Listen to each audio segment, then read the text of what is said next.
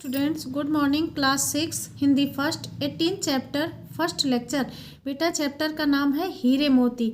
ये एक विश्व प्रसिद्ध विचारक केट मार्टन के द्वारा लिखित पुस्तक में जो चाहें सो पाएं से लिया गया है। अब ये लेखक ने प्रकृति के नियम के बारे में बताया है। बेटा जो जैसा कर्म करता है उसको वैसा ही फल मिलता है। मनुष्य जैसा करता है वैसा ही भोगता है। ये इस चैप्टर में यही प्रेरणा दी गई है कि मनुष्य को अपना कर्म करना चाहिए। चलिए चैप्टर शुरू करते हैं। एक प्राचीन यूनानी लोक कथा है। किसी कस्बे के चौराहे पर पैबंद वाले वस्त्र पहने बेहद बड़े दाढ़ी बाल वाला एक बूढ़ा व्यक्ति हाथ उठा उठाकर जोर जोर से चिल्लाकर कह रहा था, जो चाहो सो पाओ। लोग उसकी ओर देखकर मुस्कुरा पड़ते और चल देते। उसकी दीनहीन दशा देखकर लोगों को सहज विश्वास हो जाता था कि वह कोई पागल है। पागल कुछ भी कह बक सकता है।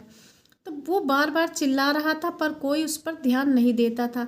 सब उसकी उपेक्षा कर आगे बढ़ते चले जा रहे थे। कुछ देर तक चिल्ला चिल्ला कर इस बात को कहने के बाद उसने चीखना शुरू कर दिया। उसने बेटा जब देखा कि उसकी बात कोई नहीं सुन रहा है तो उसने चीख चीख कर बोलना शुरू कर दिया।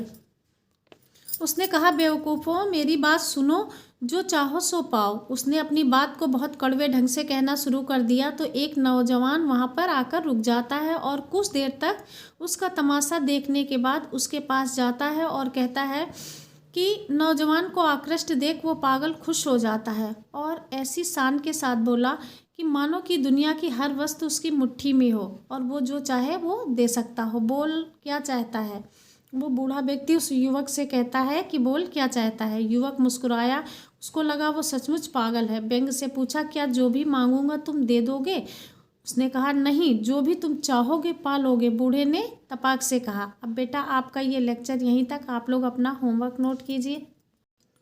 होमवर्क में बेटा ये शब्दार्थ आपको आपने जो फेयर नोटबुक बनाई है उस फेयर नोटबुक में आपको ये लिखना है और लिखने के साथ साथ आपको लर्न भी करना है।